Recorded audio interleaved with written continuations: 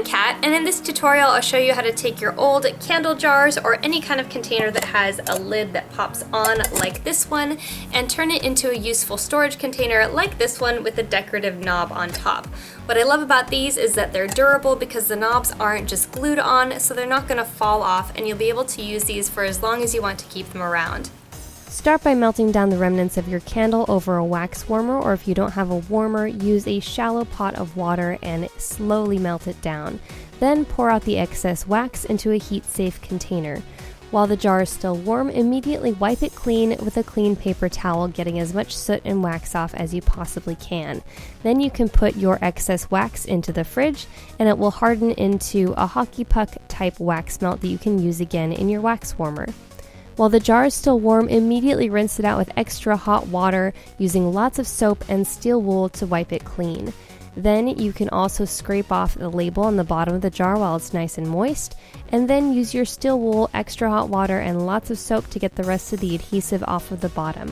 If you want to leave the labels on, you can do that, or peel those off at this time while they're still warm.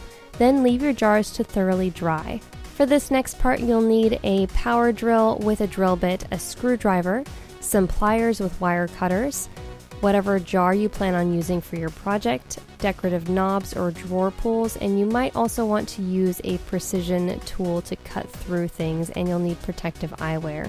Some of your knobs will have a screw on them that is too long for this project. You can either unscrew it and replace it with a shorter screw, and simply just reattach that on the other side of your jar lid, or you'll have to use a precision tool or your wire cutters to cut through the extra bit of screw. You'll want to measure this ahead of time to make sure that you still have enough left over to attach it to the top of your jar. Simply use your wire cutters to cut through that, or your precision tool, being careful to use protective eyewear while you cut through this. Next, you'll need your lid, your power drill, and something to protect your work surface.